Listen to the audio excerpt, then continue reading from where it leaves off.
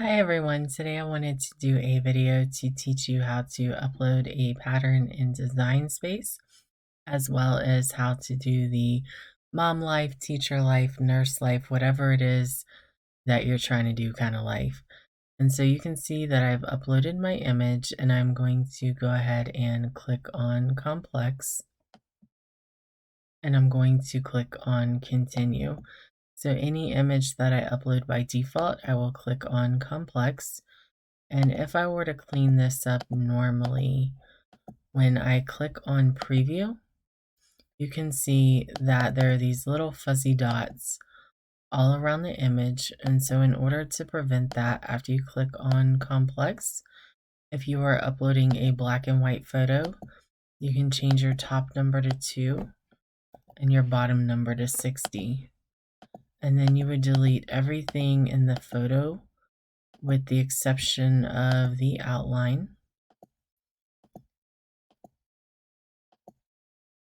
And so you could also run this through the website remove.bg and it would remove the background for you. However, I don't feel like this is, too time consuming, so I just do it in Design Space.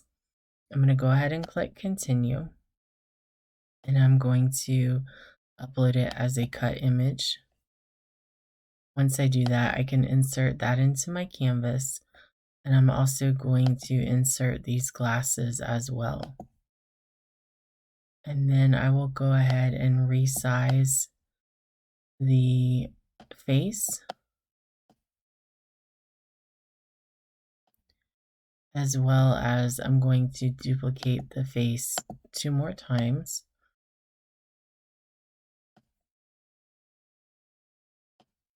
And then the next thing I'm going to do, I'm going to go to Google and you can see that I have searched for toy pattern background. And so I'm just going to go ahead and click on this one. I'm going to right click it to save it. And I'm just going to go ahead and save it to my computer. I'll then go back to Design Space. I'm going to go to Upload and then Upload Pattern. I'm going to browse for the one that I just saved. And I'm going to go ahead and click Upload. So the next thing I'm going to do, I'm going to take my first layer. I'm going to go ahead and click on Contour. And anytime you go into Contour, you want to click Hide All Contours. And then you're going to select everything that is going to be your pattern. And so before you leave, you want to click this top box and you can X out. And so if your image did not turn black, so I'll show you really quick. When I click contour and click hide all contours, this entire image turned black.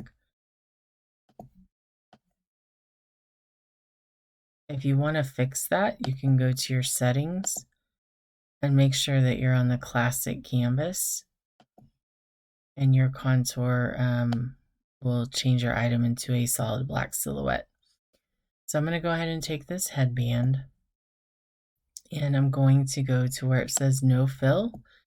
If you're using the newer Design Space, it says operation up here, and then when you click down, you'll go all the way to the bottom. It says print and cut, and then standard, you would click on the standard. So I'm going to go ahead and click on no fill, and then print. And then where the black box is, you're going to go ahead and change the color to pattern. And then you'll see that when you click on this, it will go ahead and change your headband to that pattern.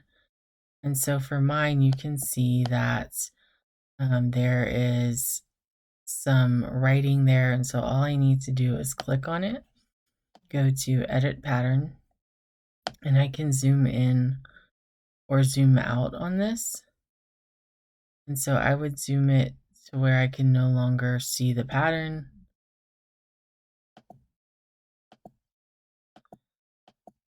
And once I have it where I like it, I can go ahead and X out.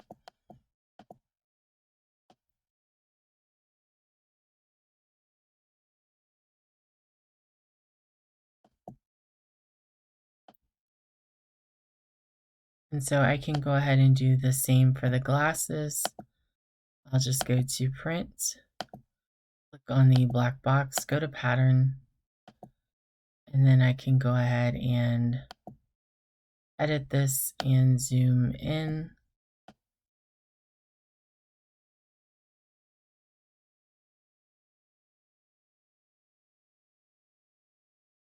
It looks like this probably wasn't the best image to use just because of where the writing is placed, but obviously you understand what you would need to do. And so I'm going to go ahead and X out. And then I'm going to take my woman, and you can go ahead and move your print and cut inside of the headband. And so let's say that you wanted to highlight her hair. All you would need to do is click on the next layer, and I like to bring it down to the bottom left hand corner so I can see what I'm doing. I'm going to click on contour, hide all contours, and then I'm going to select all of these hair pieces that I want to change to a different color.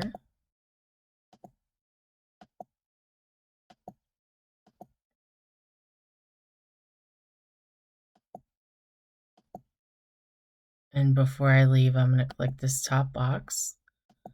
And now I'm left with just those hair pieces, and I can go ahead and change this to brown.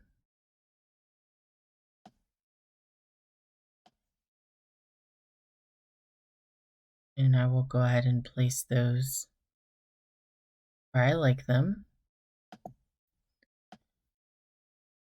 And then I'm going to go ahead and arrange and send the glasses to the front.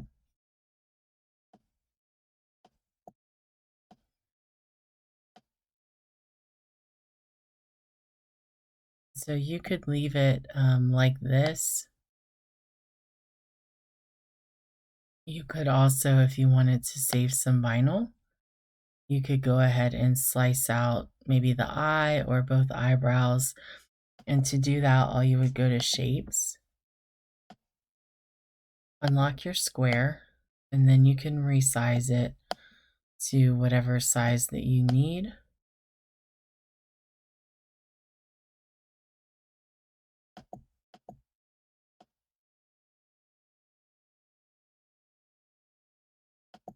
And then you would go ahead and select everything,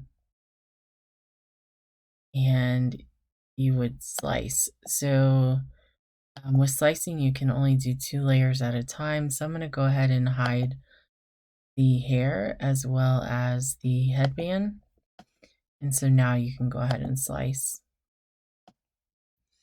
And so I'm going to go ahead and delete or get rid of all of those pieces. And then I would also take another smaller square and just get this last little piece.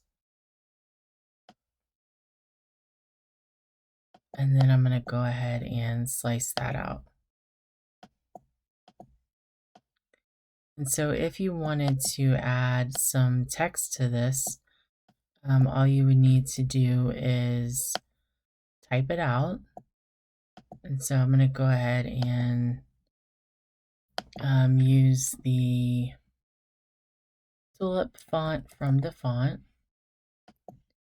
And I'm going to use the hashtag and then type out mom life in caps. And then I'm going to go ahead and resize it. And so if you were to go ahead and cut this as is, you will notice that when you click on Make It, the items are wherever the Cricut feels that it would save the most vinyl. So in this case, Mom Life is pretty accurate to where it was on the screen, but if you wanted it to be exactly in place, all you would need to do is I would go ahead and just click on your text, hold down your Shift key on your keyboard, and then click on the black outline and click Attach. And then I'm going to move those out the way. And actually, real quick, I'm going to go ahead and place the headband where it should be.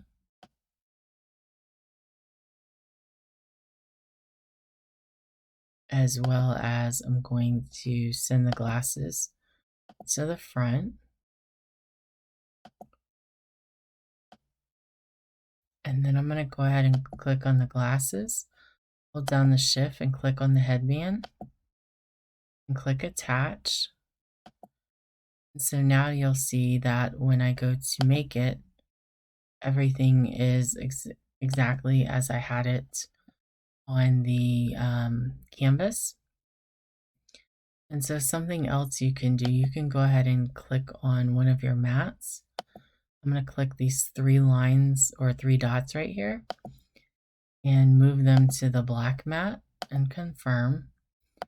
And so now this obviously has turned black, but I know that if I put brown vinyl in my lower right hand corner, I'm going to need a piece of vinyl that is a little bit over 4 inches by about 4.5 inches. And so each square is an inch. And so that's how you can tell how much brown vinyl you need. And then obviously you can easily tell you need about 9 inches by about 6.5 of the black vinyl. And then for your print and cut, you can go ahead and put this sheet in your printer, have it printed out, and then when you're done, you would put this on your Cricut mat for your Cricut to cut it. And so these black lines are meant to be there. They are registration marks so that the Cricut knows where to cut. And the other thing you would want to do if you're putting this on a shirt or anything that would require heat transfer vinyl, you either want to mirror your image here, or the other thing you can do is you can go ahead and take your image and you can flip it horizontally, and then you don't have to worry about mirroring each mat. And so with the printable vinyl, you'll just want to look at your instructions to see if you need to mirror it or not. So hopefully this video helped you. If you have any questions, you can leave them in the comments below, and I will be happy to help. Have a good day.